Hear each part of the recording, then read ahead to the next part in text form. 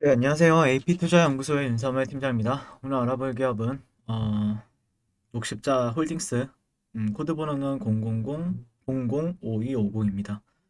네, 오늘 처음으로 좀 알아보게 될 것 같은데요. 네, 기존에 저 같은 경우에는 이제 녹십자 랩셀을 좀 중점을 두고 이제 리뷰를 하고 있었고요. 녹십자 같은 경우에는 다른 분께서 또 하고 계세요. 네, 그래서 녹십자 홀딩스는 아직까지 하신 분이 없어가지고 제가 한번 진행하게 되었고요. 그리고 저도 이제 녹십자 랩셀 같은 경우에는 한 10월 달, 12월 달, 11월 달 중심으로 해서 많이 리뷰를 했었어요. 예. 그래서 그러다가 조금 녹십자 랩셀을 리뷰하다가 좀 재밌는 사실이 좀 기사가 좀 재밌는 사실이 좀 발견이 돼가지고 한번 관심 있게 지켜보고 있고요. 일단 뭐 이 기업이 어떤 기업인지는 뭐 모르시는 분이 뭐 안 계시 뭐 거의 안 계시겠지만 간단하게 사업 내용만 보게 되면 이제 지주회사죠. 예, 지주회사고 녹십자 홀딩스는 2001년 3월 정기주총에서 지주회사에 대한 사업 목적을 승인받아 생명공학, 헬스케어 관련 기업을 사업 자회사로 둔 지주회사 체제로 경영 시스템을 전환하였다.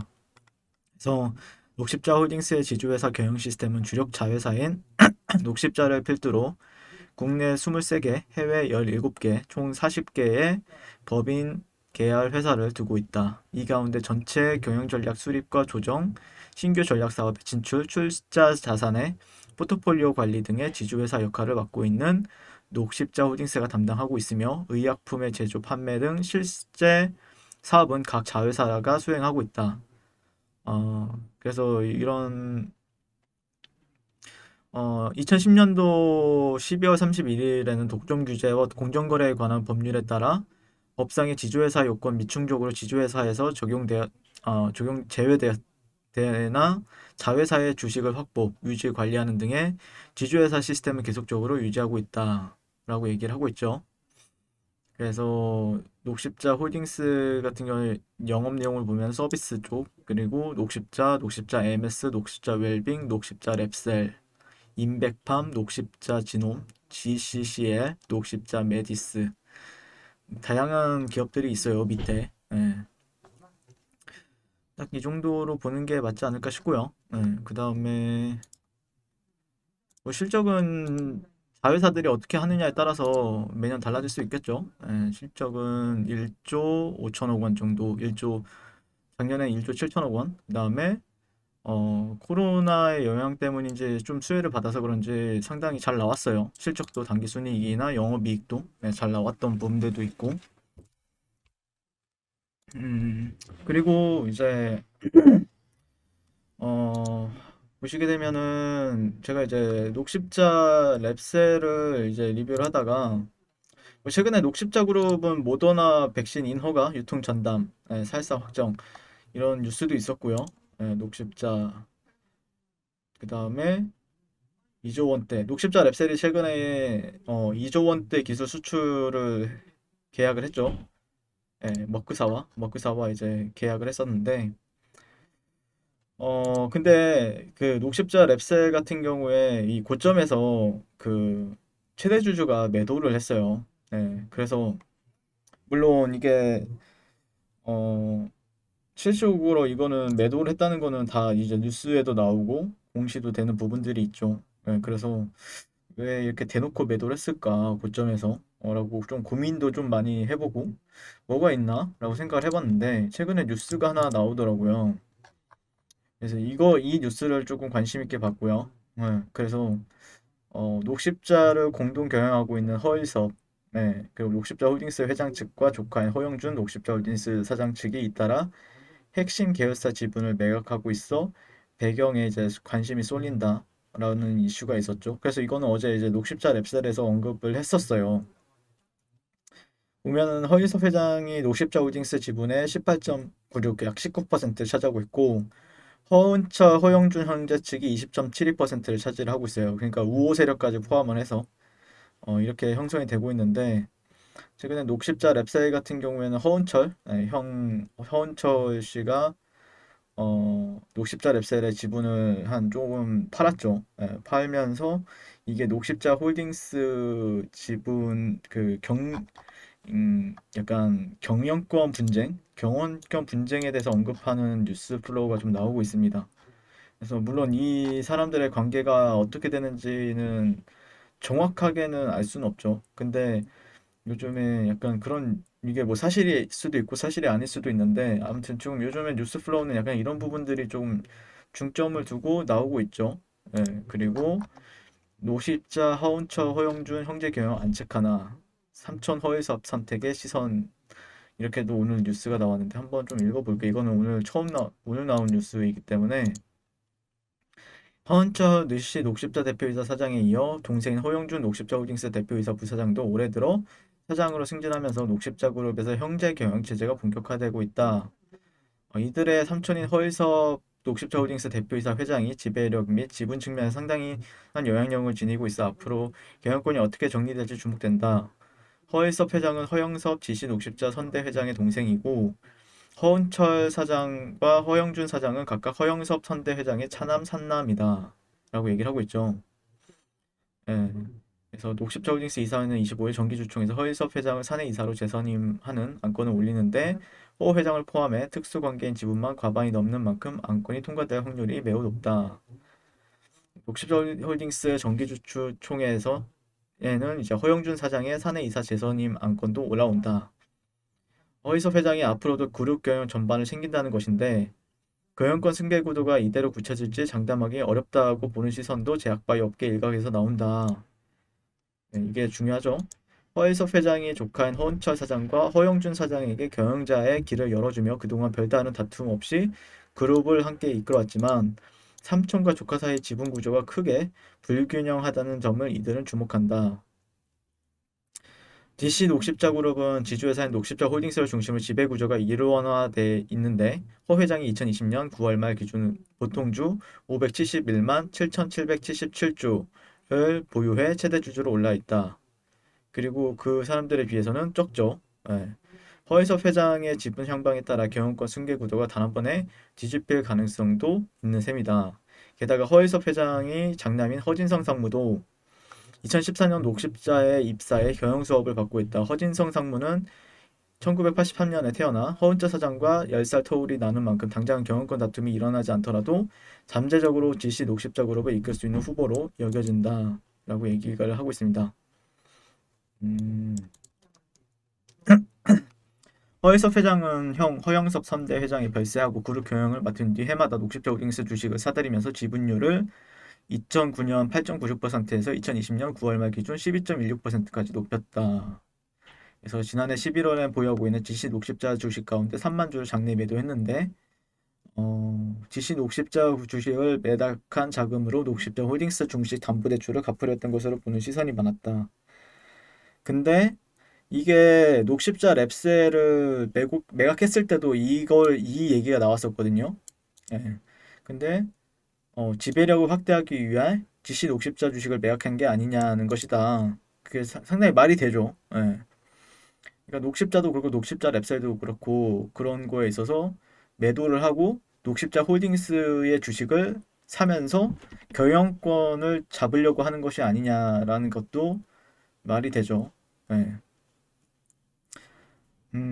허영섭 선대 회장의 삼남 허영준 사장이 2021년 정기 임원 인사에서 녹십자 홀딩스 사장으로 승진하면서 형인 허은철 사장의 주력 사업 회사인 GC 녹십자를 허영준 사장의 지주회사인 녹십자 홀딩스를 각각 나눠 맡는 식으로 경영권 승계에 가닥이 잡혔지만 언제쯤 경영권이 안정화될지는 당분간 지켜볼 필요가 있어 보인다.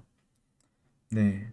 그러니까 이게 어떻게 계속해서 진행이 될지는 모르겠는데 한번 지켜볼 만한 부분은 있는 것 같습니다. 네, 지켜볼 만한 부분들도 있고 실질적으로 녹십자, 녹십자 홀딩스 약간 미세하게 틀리거든요, 흐름이. 네. 실질적으로 녹십자보다 녹십자 홀딩스가 더 강한 건 사실이에요. 네. 이게 월봉, 월봉 한번 볼게요. 월봉 나쁘지 않네. 월봉은 나쁘지 않거든요. 네. 근데 약간의 그런 지지대와 좀 약간 이격은 있죠. 네, 이격은 있고 녹십자 홀딩스는 고점을 돌파하지 못했죠. 고점을 돌파하지 못했는데 흐름을 보게 되면은 음, 그렇다라고 해서 매도를 볼 이유도 그렇게 많지는 않아요. 물론 이 고가를 앞두고 저항을 받았다는 건 특징이긴 한데 이런 저항 트렌드는 돌파는 되었다는 게 또 핵심이죠. 저항 트렌드는 돌파가 나왔다라는 게 핵심이고 직전에 매물대 이런 저항대는 받긴 했으나 또 만약에 어떤 구간들에서 좀 지지를 받아준다라고 하면은 이 고가를 다시 한번 더 돌파해 줄 수 있는 시도를 할 것인지 또 중점을 두고 봐야 되는 부분이 있지 않을까라 생각을 합니다. 네. 그래서 일본 같은 경우에는 어쨌든 추세는 강하게 나왔죠. 이때 오히려 녹십자보다 녹십자 홀딩스가 좀 강했던 것 같기는 해요. 최근에 움직임을 녹십자 그룹주가 뭔가 이슈가 있을 때마다 최근에 뭐 백신이라든지 아니면 치료제라든지 이런 이슈가 있을 때마다 변동성이 이런 상승폭이라고 해야 되나요? 녹십자보다는 좀 강했던 부분들이 있는 것 같거든요. 제가 본 녹십자도 상당히 강하긴 했죠. 그 다음에 여기서 좀 횡보를 하고 있는데 녹십자 홀딩스가 최근에 보면은 어, 기관 쪽에서 좀 들어가지고 있다라는 게 특징이죠. 약간 근데 그렇게 막 엄청나게 의미 부여를 할 수치는 아니긴 하지만 오늘은 녹십자 쪽을 들어오네요 또. 최근에는 좀 매도하는 흐름이었는데 네, 그래서 녹십자 홀딩스 오늘도 장중에 약 7% 장이 상당히 안 좋았죠 오늘. 많이 안 좋은데 장중에 오늘 아마 7% 상승한 걸로 알고 있어요. 꼬리가 좀 길게 달리는 부분들도 있었죠. 네. 근데 단기적인 흐름도 나쁘지는 않은 것 같아요. 단기적인 흐름도 약간 이런 구간들만 조금 단기적인 하락 추세만 좀 벗어나주면은 조금 나쁜 흐름은 여기 오늘 테스트를 했죠. 네. 거래량을 동반해서 해주긴 했는데 밀려났고 만약에 이 구간들만 조금 희석만 좀 시켜준다라고 해서 하면은 실질적으로 조금 랠리를 좀 기대해 볼 만한 요인들은 있는 것 같습니다. 그래서 이런 박스권이나 아니면은 이런 구간들 위에로 올라타는 거, 그다음에 수급적인 요인들도 계속해서 체크를 해봐야 될 것 같고요. 기관들이나 금투 투신 아니면은 뭐 연기금도 들어와주면 좋죠. 들어와주면 좋은데 그런 부분들이 좀 들어와 주는지 장이 상당히 좀 불안한 와중에도 좀 뭐라 해야 될까요? 어쨌든 반등을 줄 만한 자리도 또 맞아요. 왜냐면은 어쨌든 추세는 이 종목 같은 경우에는 상승 추세가 맞거든요. 예. 왜냐면은 보면은 저점이 나왔고 고점이 나왔어요. 그다음에 저점이 나왔고 고점이 나왔어요. 그렇기 때문에 아직까지 저점을 이탈한 게 아니죠. 이탈한 게 아니기 때문에 다시 한번 더 여기서 좀 바닥만 좀 잘 다져준다라고 하면은 다시 한번 더 고가나 아니면 그 이상을 좀 누려볼 수 있는 구간도 맞고 또 주봉이나 주봉 관점에서 보게 된다라고 하면은 어쨌든 하락 그 몇 년간 6월달 2005년 2015년도 6월달부터 진행이 되었던 하락의 흐름도 어느 정도 좀 벗어난 흐름이고 결국에는 이런 주가적인 측면에서 보면은 이런 저항대에서 노는 게 아니라 그 이상에서 놀고 있다라는 거는 좀 특징이죠. 그렇기 때문에 아마 좀 랠리를 보여줄 수 있을까? 그건 좀 지켜봐야 되는 부분이 있겠지만 흐름 자체는 나빠 보이지 않습니다. 흐름 자체가 상당히 언제 어떻게든 반등을 주게 되면은 좀 강하게 올라가 줄 수 있는 물론 이 저점을 가지고 얘기를 하고는 있는데 이 저점이 깨져도 반등은 좀 와줄 사이클이에요. 저점이 깨져도 와줄 사이클입니다. 차트 흐름을 봤을 때는요. 깨지지 않고 올라가느냐 깨져도 반등 깨진다라고 하면은 기회가 될 수 있다라는 관점이죠 현재. 네, 그래서 한번 지켜보자라는 의견 드리면서 오늘 리뷰는 좀 간단하게 마치도록 하겠습니다. 항상 오늘도 시청해 주셔서 감사드리고 항상 송국 투자를 응원하겠습니다. 감사합니다. 네, 그리고 무료 추천 종목을 매일매일 드리고 있습니다. 네이버에서요. AP투자연구소를 검색하시고요. 웹사이트 상단에 AP투자연구소 홈페이지로 갈 수 있는 링크가 나옵니다. 클릭하시게 되면 홈페이지로 접속을 하실 수가 있고요. 화면 가운데 라이브로 깜빡깜빡하는 게 보이실 겁니다. 그 밑에 2021년 무료 추천 종목이 있고요. 클릭하시게 되면 매일매일 저희 소장님께서 댓글로 리딩을 해드리고 있습니다. 오늘의 추천 종목의 동향을 한번 살펴보도록 할 것 같고요. 3월달 첫날이죠. 네, 그래서 7시 48분부터 댓글 리딩에 들어가신 걸 볼 수가 있고요. 그리고 주말 사이에 있었던 미증시에 대한 설명부터 뭐 상승과 하락에 대한 이유까지 댓글로서 리딩을 이제 도와드리고 있습니다. 그리고 9시가 되면 추천 종목이 나가게 되는데요. 종목명, 매수가, 1차 목표가, 손절가가 함께 제시가 됩니다. 오늘 같은 경우에는 서진 오토모티브, 그리고 SJ 솔루션, 그리고 K사인 이렇게 종목이 나왔고요. 서진 오티브 같은 경우에는 현재가 2,900원 기준 매수, 목표가 2,985원, 손절가 2,750원으로 대응합니다. 이렇게 목표가, 손절가가 명확하게 같이 제시가 됩니다. 그랬을 때 이제 주가가 상승하게 되어 목표가에 도달했을 때는 목표가에 도달했다고 댓글로 리딩을 도와드리고 있고요. 하락하면 하락하게 되었다고 손절에 대한 리딩도 함께 도와드리고 있습니다. 지금 이 무료 추천 종목은 로그인을 하지 않아도 누구나 다 볼 수 있는 공개되어 있는 댓글 리딩이기 때문에 홈페이지에 오셔서 종목이 필요하신 분들은 많은 도움 받아가시면 좋겠습니다. 감사합니다.